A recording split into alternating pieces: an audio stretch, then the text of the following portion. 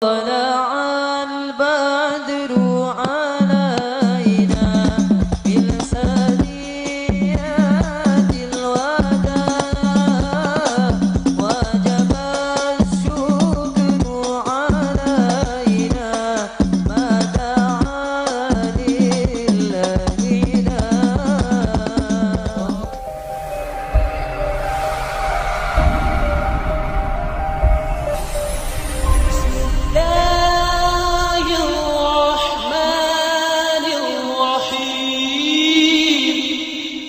Assalamualaikum warahmatullahi wabarakatuh.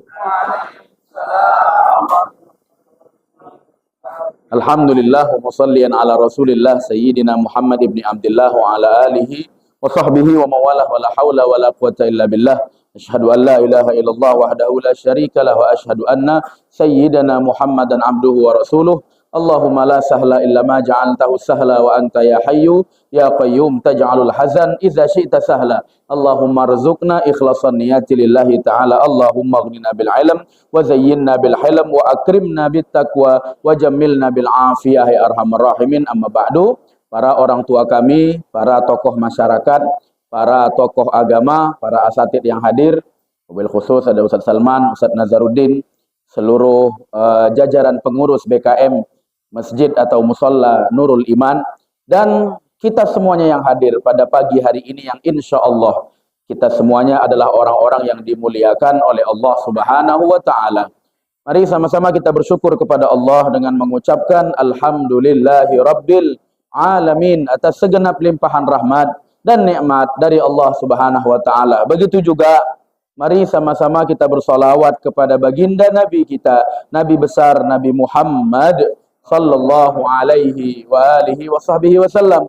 Seraya kita mohonkan kepada Allah salawat yang kita bacakan ini agar kiranya disampaikan Allah kepada beliau, dan kita berharap kepada Allah moga-moga kita semuanya nanti adalah orang yang pantas untuk diberikan syafaat di hari kiamat kelak. Amin amin ya rabbal alamin. Kita mulai kajian kita dengan harapan moga-moga dengan berkah mengaji pada pagi hari ini, jikalau ada yang sakit di antara kita semoga Allah sembuhkan, yang punya kesulitan ekonomi semoga Allah lapangkan, yang punya banyak hajat semoga Allah kabulkan. Ala hadhihi niyah wa ala kulli niyatin salihah wa husnil khatimah. Al-Fatihah. A'udzu billahi minasy syaithanir rajim. Bismillahirrahmanirrahim. Alhamdulillahi rabbil alamin. Ar-Rahmanir Rahim. Maliki yaumiddin. Iyyaka na'budu wa iyyaka nasta'in. Ihdinas siratal mustaqim. Siratal ladzina an'amta 'alaihim ghairil maghdubi 'alaihim waladdallin. Amin. Oke. Kita mulai pagi hari ini kajian hadis kita begini. Kalau dalam ilmu hadis ya, ilmu mustalah hadis, kalau yang mengucapkannya itu Nabi, maka hadisnya dikenal dengan nama hadis marfu. Kalau yang ngucapnya sahabat, contoh ngucapnya sahabat gimana? Misal Sayyidina Ali berpesan gini gini gini. Sayyidina Umar ucapannya gini gini gini. Maka itu namanya hadis mauquf. Kalau tabi'in yang mengucapkannya, maka namanya hadis maqtu'. Ya, jadi ada tiga itu. Kalau Nabi marfu, sahabat namanya mauquf, jadi ucapan sahabat terhitung hadis. Begitu juga tabi'in. Tabi'in ini kan generasi setelah sahabat. Namanya juga hadis, kategorinya hadis maqtu'. Apa yang mau kita bahas? Andaikan kita ke Madinah, terutama berziarah ke makam Nabi Muhammad sallallahu alaihi wa alihi wasallam. Bagi yang belum pernah, moga-moga Allah sampaikan langkah kakinya ke sana. Bagi yang sudah, moga-moga tiap tahun bisa ke sana. Andaikan kita ziarah ke makam Nabi, ya kayaknya semuanya tahu ya, ada kata Nabi, antara rumahku dengan mimbarku raudhah, taman dari taman sorga. Nah, yang mana rumah Nabi? Yang sekarang jadi makam Nabi itu. Itulah rumah Nabi dulunya. Dah, Kalau kita ke sana, ada 4 tiang. Lokasinya pas di depan makam Nabi. Di tiang-tiang tersebut ada sebuah tulisan. Cuman bukan Quran. Ya, bukan Quran. Ya memang rata-rata di sana andaikan tulisan pasti ayat Quran. Tapi khusus di tiang itu yang ditulis bukan Quran, tapi sebuah syair. Kadang ada orang nanya, Ustaz, surat apa itu? Ayat berapa? Itu bukan ayat Quran. Jadi orang kita kan gitu. Asal ada bahasa Arab dikiranya ayat Quran. Asal ada orang Arab ngomong dikiranya doa. Makanya diaminkannya. Nah, 4 tiang itu tertulis sebuah syair. Pertanyaan kita, syairnya itu ya khairaman dufinat dan seterusnya. Pertanyaannya, apa hebatnya syair itu sehingga sampai hari ini masih tertulis di depan makam baginda Nabi Muhammad sallallahu alaihi wasallam. Dan hadisnya dikenal dengan kisah Imam Utsbi. Imam Utsbi ini ulama di zaman tabi'in, termasuk pembesar ulama. Nah, yang meriwayatkan ini ada namanya ulama Abu Mansur, ada Imam Al-Baihaqi. Imam Baihaqi banyak, ada Sunan Baihaqi, ada Syi'bul Iman, itu karya Imam Baihaqi juga, hadis-hadis isinya. Begitu juga bisa kita temukan dalam tafsir Ibnu Katsir, mentafsirkan surat An-Nisa ayat 64. Begitu juga dalam tafsir Al-Baghawi. Dan banyak kitab-kitab lainnya meriwayatkan hadis ini. Apa itu? Imam Utsbi bilang, indama ji'tu li ziyarati Rasulillah. Ketika aku datang untuk berziarah ke makam Nabi, karena ini kasusnya setelah Nabi wafat. Ketika aku datang berziarah ke makam Nabi, ja'al a'rabi, datang orang Arab Badui juga berziarah ke makam Nabi. Datang Arab Badui ini tadi. Oleh Imam Utsbi diperhatikan apa yang dilakukan si Arab Badui ini tadi. Maka ketika Imam Utsbi memperhatikan, datang Arab Badui, kemudian dia ucapkan salam ke Nabi, salam ke Sayyidina Abu Bakar, salam ke Sayyidina Umar. Kenapa 3 orang Ustaz? Karena di komplek makam Nabi itu ada 3 makam. 1 makam Rasulullah, 2 makam Sayyidina Abu Bakar, 3 makam Sayyidina Umar. Setelah dia ucapkan salam, kemudian dia bacakan ayat Al-Quran, surat An-Nisa ayat 64. Dia bacanya nggak dari awal, dari pertengahan. Kata Allah, walau annahum izzalamu anfusahum ja'uka fastaghfirullah wastaghfara lahumur rasul lawajadullaha tawwabar rahim. Oke, apa makna ayat itu? Itu dia. Dan kenapa dibaca oleh Arab Badui ini tadi? Ayat itu maksudnya begini. Kita ini manusia yang banyak dosa apa enggak? Banyak kali. Bukan sekedar banyak kali. Dosa kita banyak. Udahlah dosa banyak, ibadah kita mana ada serius-seriusnya. Dosa banyak. Bapak-bapak lah ini. Ketika mau bapak naik kereta, mau bapak naik mobil, sama aja. Semua kita. Nggak ada bedanya. Begitu lewat perempuan, cewek, naik kereta, apa namanya, celananya sepaha. Kira-kira kita tengok apa enggak itu? Ya. Kau tengok? Iyalah Ustaz. Masa paha ayam nggak ditengok? Model kita gitu. Pasti itu. Dah, mata tadi walhasil apa? Pasti melihat hal yang haram. Mulut begitu duduk sama kawan, pasti cepat kali gosipnya. Jadi bisa dimohon maaf, bisa dikatakan bergelimang dosa kita ini. Udahlah banyak dosa, ibadah kita mana ada serius.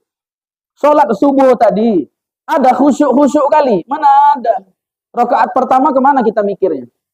Betul, posisi kita ada sholat, raga kita sholat, mulut kita baca ayat. Pertanyaannya, pikiran kita kemana? Begitu takbir Allahu Akbar, kemana pikiran kita? Kok kemana rakaat pertama tadi? Wah, pikiranku ke Malaysia Ustaz. Belum buat paspor, udah pingin jalan-jalan ke Malaysia dah. Rakaat kedua, udah umroh aku. Iya, cepat kali. Model kita gitu. Waktu salam barulah balik lagi ke Kuala Namu pikirannya. Menunjukkan apa? Ibadah salat kita nggak ada khusyuk. Sedekah kita ada paten kali, mana ada? Ingat ya, sedekah itu kalau bicara paten, sedekah ini ada dua, ada ikhlas, ada pantas. Ada ikhlas, ada pantas. Kalau bicara paten, yang pantas, bukan yang ikhlas. Yang pantas. Ya. Kalau bicara untuk agama, yang pantas, ikhlas belakangan. Cuman rata-rata kita ini nyari yang ikhlas. Kalau yang pantas kemana Ustadz? Ya harusnya banyak. Itu harusnya. Ya, cuman kita nih ngambil yang ikhlas. Udahlah, itu pun memang nggak ada rasa-rasa ingin ingin menolongnya. Macam tadi kota Infak lewat. Tengok kantong, sok. Yang gambar Soekarno, minggir kok sedikit. Yang gambar Patimura, yang gambar-gambar 2000, masukkan. Model kita kayak gitu. Jadi banyak dosa, ibadah tak serius. Pertanyaannya, kan cara melebur dosa itu kan dengan istighfar. Begitu kita baca istighfar dengan keadaan kita yang seperti ini, apa yakin langsung diampunkan oleh Allah? Apa yakin langsung diampunkan oleh Allah? Ustadz, langsung pasti diampunkan oleh Allah. Engkau siapa? Kok yakin Allah ampuni? Siapa? Ayat bilang menunjukkan kita ini kalau berdoa kepada Allah karena banyaknya dosa, ibadah yang gak serius, tipis kabulnya kepada Allah, tipis. Ayat bilang bagaimana? Ja'uka, datang kepadamu Muhammad. Ya. Jadi bagaimana caranya? Kalau kita, ya Allah ampunkan dosaku, ya Allah kabulkan hajatku, tipis kabulnya. Kenapa? Keadaan kita. Cara paling cepat bagaimana? Datang kepada Nabi. Datang kepada Nabi. Fastaghfirullah, minta ampun kepada Allah. Wastaghfara lahumur rasul. Nabi mintakan ampun kepada Allah untuk mereka, untuk kita. Kalau Nabi yang mintakan ampun untuk kita, ya Allah ampunkan dosa wa udin itu. Kalau Nabi kira-kira kabul apa enggak? Pasti. Kenapa kabul? Karena Nabi orang yang dekat dengan Allah Subhanahu wa ta'ala. La wajadullaha tawwabar rahima. Mereka akan menemukan Allah itu zat yang maha menerima tobat, zat yang maha pengasih. Dah. Jadi caranya datang kepada Nabi. Ini dulu yang dilakukan sahabat. Sahabat dulu kalau ada masalah, bukan cuma urusan akhirat, urusan duniawi pun datangnya ke Nabi. Mari kita baca, andai kan kita buka riwayat, di antaranya sahabat Abu Qatadah, yang dalam perang, matanya tertancap panah. Kemana itu? Kita mohon maaf gini, ada ibu-ibu nyincang bawang, begitu kegores jarinya, kena pisau, itu pasti pedih. Bapak keluar dari masjid, keluar dari musola, sendal hilang. Begitu bapak pulang, tepijak kerikil, aduh apa enggak itu? Bagaimana panah musuk ke dalam mata. Maka dicabut, ya nggak mungkin dibiarkan masuk ke dalam mata. Begitu dicabut anak panah tadi, sak mata-matanya pun ikut keluar. Kemana dia datang? Kemana yang dia cari? Apa dia ke dokter? Enggak. Tabib? Enggak. Dukun patah? Apalagi? Sanggal putung? Enggak. Datang yang diingatnya langsung ke Rasulullah Sallallahu alaihi wa alihi wasallam. Sampai kepada Nabi, maka dia katakan, ya Rasulullah, hadza ini mataku cemana. Kata Nabi, in sabar falakal jannah. Kalau engkau sabar, balasanmu surga. Kalau kau sabar nih. Tapi kalau aku sembuhkan, surgamu belum tentu dijamin. Maka sahabat ini bingung. Kalau mataku sembuh, surga belum dijamin. Tapi kalau aku sabar, mataku sebelah kero kayak gini, dijamin surga. Maka yang dia pilih, Nabi menyembuhkan matanya. Ya Rasulullah, sembuhkanlah mataku. Surga masih bisa dikejar.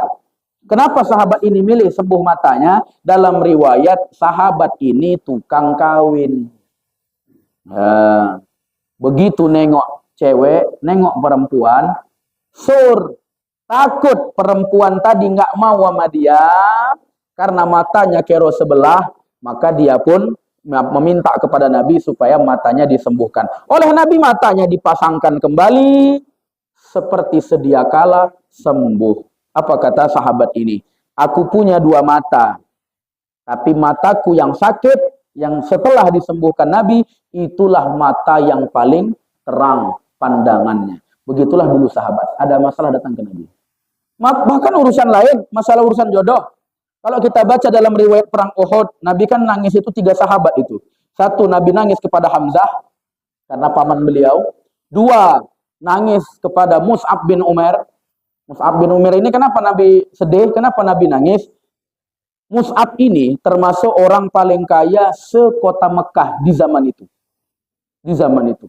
Saking kan kayanya Mus'ab, lau masya fit thoriq. Andaikan Mus'ab itu lewat di jalan, orangnya udah lewat, baqiya raihah. Tinggallah bau minyak wanginya masih ada di jalan itu. Saking kan mahalnya minyak wangi yang dia pakai. Dan itu kalau Bapak tahu, ada minyak wangi yang ukuran segini, di kita paling harganya 10.000. Tapi andaikan yang asli dari tanduk kijang, misik, kijang hewan ya, bukan inopa, asli, harganya itu kisaran 10 sampai 15. Semahal itu. Dan bayangkan sekaya itu Mus'ab. Begitu dia masuk Islam. Hendak hijrah, apa kata orang tuanya? Kalau kau pilih Muhammad, harta kau pulangkan. Tapi kalau kau milih kami, kau pilih agama nenek moyangmu, harta silahkan. Kalau masih kau pakai, kau pakai. Mana yang dipilihnya? Dia pilih ikut bersama Rasulullah SAW. Berangkat, termasuk sahabat Mus'ab ini orang yang pertama hijrah. Karena sebelum Nabi hijrah, sebelum sahabat lain hijrah, dia dulu diutus Nabi untuk mengajarkan orang Ansor baca Quran. Dah, begitu dia ikut Nabi, ditinggalkan seluruh hartanya, kekayaannya. Dalam perang Uhud, wafat, cuman punya 1 baju. Ditutup kepada kaki, kepala sampai dada terbuka. Ditutup ke kepala, kaki sampai betis terbuka. Sedih Nabi. Kenapa? Teringat cemananya kaya dulu si Mus'ab ini. Tapi ikut dengan Nabi, ditinggalkan seluruh hartanya, wafat dalam keadaan punya hanya punya 1 helai pakaian. Subhanallah. Ada sahabat yang ketiga, kenapa Nabi sedih? Nabi teringat ini sahabat. Jadi kejadiannya sahabat ini termasuk orang yang kalau bahasa dalam riwayat akbah, paling jeleknya sahabat. Jadi satu kota Madinah bicara paling jelek, paling buruk dia. Udah banyak perempuan dia datangi untuk dia ajak menikah, tak ada satupun yang mau. Bahkan perempuan terjelek sekota Madinah pun nolak dia. Cemana itu? Ya, istilahnya kalau bahasa kita, kok mau sama abang dek? Enggaklah bang, aku jelek, abang jelek. Anak kita lebih hancur. Ya, jadi kau nyari siapa? Aku nyari yang lebih mending sedikit lah. Setidaknya kalau aku jelek, dapat orang yang ganteng sedikit, ada perbaikan ke keturunanku. Begitu. Capek dia. Datang ke perempuan tak ada yang mau. Begitu juga datang ke sahabat laki-laki yang punya anak perempuan. Mereka pun pada cepat-cepat nutup pintu. Dia takut punya menantu kayak gini. Hilang masa depan anaknya, kan begitu. Datangnya kemana dia? Kemana tempat curhatnya? Datang kepada Rasulullah Shallallahu Alaihi Wasallam. Panjang cerita, tapi intinya oleh Nabi, ya, Nabi pun bertanya, siapa perempuan yang ingin engkau nikahi? Ditunjuknya pula perempuan paling cantik. Kita begitu nengok riwayat ini, mak mentiko nih. Ya. Tapi subhanallah, Nabi tahu ini orang, walaupun dari segi zahir, wajah mungkin tidak tampan atau bagaimana, tapi hatinya hati bersih. Hatinya bersih. Oleh Nabi ya udah, ya singkat cerita, walhasil menikahlah si sahabat ini. Kemudian pas setelah menikah, hendak malam pertama, datang panggilan perang. Buru-buru dia ambil pedang, nggak jadi. Dia belum merasakan nikmatnya suami istri. Buru-buru dia kemudian ikut perang bersama Nabi, wafat. Nabi sedih kenapa? Teringat cemana dulu susahnya dia nyari perempuan untuk dinikahi. Udah dapat, sayangnya belum merasakan ya kenikmatan yang Allah berikan di dunia ini. Maka Nabi sedih. Benar banyak riwayat lain. Sahabat urusan ekonomi, masalah apa aja datangnya kepada Rasulullah Shallallahu Alaihi Wasallam. Apalagi urusan akhirat ya. Maka begini, kalau kita hidup di zaman Nabi, andaikan ada masalah, kayaknya enak ya, ada masalah curhatnya ke Nabi. Cuman kan pertanyaannya Nabi kan dah wafat kan itu. Bagaimana? Ini juga lah yang dilakukan si Arab Badui ini tadi. Kejadiannya Nabi udah wafat. Datang dia ke makam Nabi. Dia bacakan salam, dia bacakan ayat itu. Setelah itu dia katakan, ya Rasulullah, jitu kali hadhil ayah. Rasulullah, aku datang kemari karena aku baca ayat ini. Setelah dia katakan itu, sebelum dia berdoa, dia bacakan qasidah ya khaira man dufinat bilqa'i a'zumahu. Bagi orang yang mungkin belajar pesantren atau nyantri, ini ilmu syair. Syair itu pasti pakai nada. Dan ada istilahnya ilmu arut. Baharnya ini bahar basit. Kalau mau dilagukan, irama nadanya sama kayak qasidah burdah. Maulaya salli wa sallim daiman abada ya Rabbi bil Mustafa balligh maqasid. Nah, ini sama riwayatnya. Ya khairaman dufinat bilqa'i a'zumahu. Ada 4 syair itu. Ya khairaman dufinat, apa artinya? Wahai sebaik-baik orang yang dimakamkan bilqa'i, di lembah ini. A'zumahu, betapa mulianya. Fataba min tibihinnal qa'u wal akamu. Tempat-tempat, batu-batu, lembah-lembah menjadi tempat yang indah, tempat yang wangi. Sebab apa? Sebab adanya engkau di situ. Andaikan kita bicara Mekah, Madinah. Mekah itu kenapa kita katakan menjadi tempat penting? Ya satu, karena di situ ada Ka'bah. 2, ritual haji dan umroh dilaksanakan di sana. Tapi andaikan bukan karena Nabi yang mengatakan sholat di Masjidil Haram pahalanya 100.000 kali, niscaya orang lebih ramai di Madinah ketimbang di Mekah. Kenapa bisa kita katakan begitu? Teringat Sayyidina Umar. Ketika beliau tawaf, lalu beliau mencium Hajar Aswad. Apa kata beliau? Hajar Aswad, kau bukan siapa-siapa. Kau bukan siapa-siapa. Andaikan kalau bukan karena kulihat dulu Nabi menciummu, gak bakal kucium engkau. Karena Sayyidina Umar melihat Nabi mencium Hajar Aswad, maka oleh Sayyidina Umar dicium juga Hajar Aswad. Jadi Sayyidina Umar nyium Hajar Aswad bukan pengen ketarik dosa tadi kayak magnet. Enggak begitu. Tapi karena melihat Nabi mencium Hajar Aswad. Ya sama. Kalau bukan dulu Nabi katakan salat di Masjidil Haram 100.000, Nabi praktekkan ritual haji dan umrah seterusnya, ini saya sepi. Lebih ramai orang di Madinah. Kenapa Madinah luar biasa? Karena di situ ada jasad baginda Nabi kita Muhammad sallallahu alaihi wasallam. Nah, saya nggak bisa bicara bagi yang belum pernah. Nah, dan cuman saya hanya bisa berharap bagi yang belum pernah, moga-moga Allah sampaikan ke sana.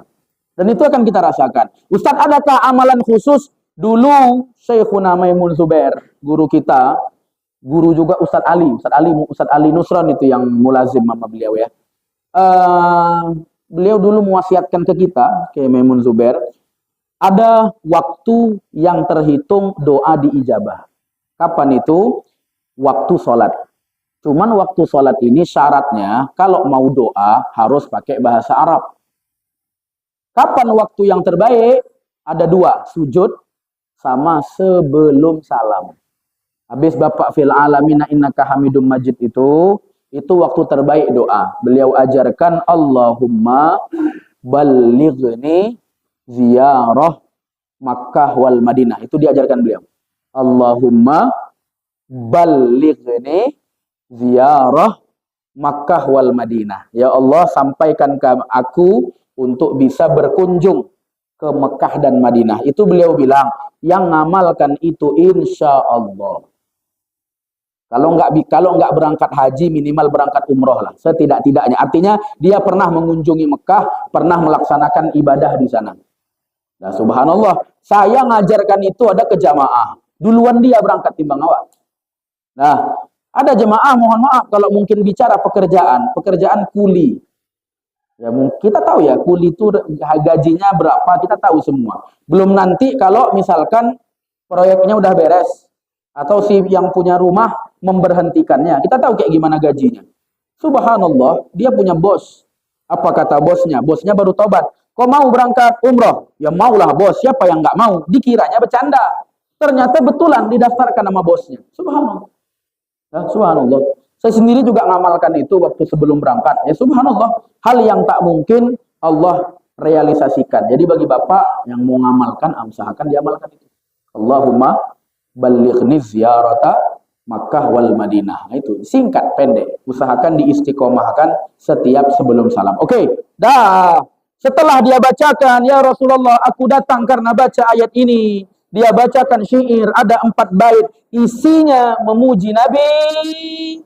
Kemudian dia berkata, ya Rasulullah, mintakan kepada Allah agar Allah ampunkan dosaku. Menangis Arab Badui ini tadi. Itu kalimatnya. Ya Rasulullah, mintakan kepada Allah agar Allah ampunkan dosaku. Itu kalimatnya. Kemudian dia menangis, dia pun pulang. Imam Utbi masih di situ. Imam Utbi kemudian asabanin nu'as, kata beliau. Kemudian aku ngantuk, aku pun tertidur. Di dalam tidurnya Imam Utbi. Ini enaknya.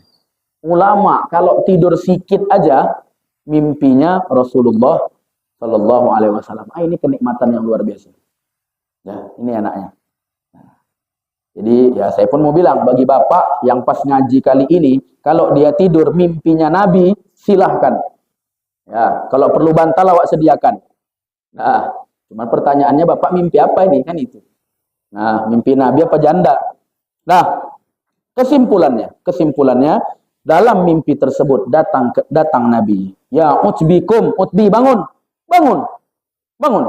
Kejar Arab Badui itu. Akhbirhu, kasih tahu dia. Annallaha azza wa jal, sesungguhnya Allah subhanahu wa ta'ala telah mengampunkan dosa-dosanya. Syahid, apa yang kita ambil dari hadis ini? Bagi yang kita punya dosa, pengen ampunan dari Allah. Bagi kita yang punya hajat, utang nggak lunas-lunas, anak nggak lulus-lulus, udah lulus nggak dapat kerja, apapun, hajat dunia, hajat akhirat. Ulama katakan, kaifiyah, ada sebuah cara. Doa itu asra' lil ijabah. Paling cepat dikabulkannya, pakailah cara Arab Badui ini tadi. Apa itu? Sebelum dia doa, dia puji dulu baginda Nabi Muhammad Sallallahu Alaihi Wasallam. Puji dulu Nabi. Nah, setelah itu bagaimana? Ucapkan doa apa yang kita minta kepada Allah. Setelah itu hajatnya sama, lalu ucapkan ya Rasulullah. Mintakan kepada Allah agar Allah ampunkan dosa-dosaku. Kata ulama, cara ini terutama dengan memuji Nabi tadi, cara tercepat agar doa diijabah oleh Allah Subhanahu wa taala. Dan begitu dulu baik sahabat, baik ulama. Sahabat ketika datang ke Nabi dibacakannya syair. Tujuannya apa? Untuk meraih cinta Nabi. Makanya ada burdah Ka'ab bin Zuhair itu. Banat su'adu faqalbil yawma matbulu. Enggak saya jelaskanlah di pertemuan kali ini. Agak panjang itu kisahnya. Tapi intinya itu yang dilakukan sahabat. Maka kalau besok kita melihat ada orang kumpul maulid. Ada orang kumpul. Di situ ada bersyair. Memuji Nabi. Maka jangan katakan mereka bernyanyi.